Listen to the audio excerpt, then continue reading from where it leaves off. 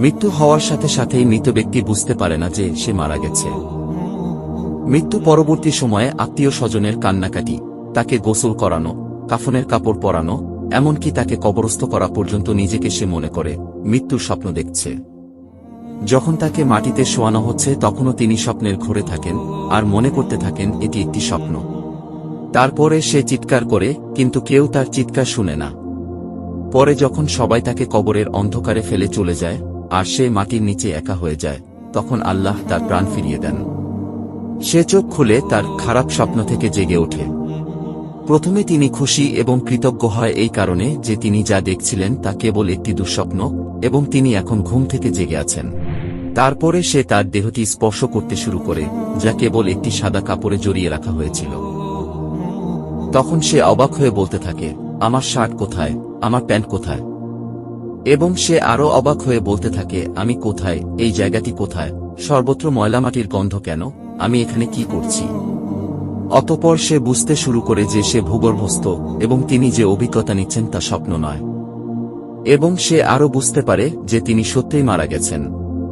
তারপরেও তিনি যতটা সম্ভব উচ্চস্বরে চিৎকার করতে থাকেন এবং তার স্বজনদের ডাকতে থাকেন যারা তার উপকারে আসতে পারে, কিন্তু তাকে কেউ উত্তর দেয় না। অতঃপর সে মনে করে যে এই মুহূর্তে কেবলমাত্র আশা মহান আল্লাহর কাছে। আল্লাহর কাছে ক্ষমা প্রার্থনা করার সময় সে কেঁদে ও মিনতি করে বলতে থাকেন, হে আল্লাহ, আমাকে ক্ষমা করুন, আমাকে ক্ষমা করুন।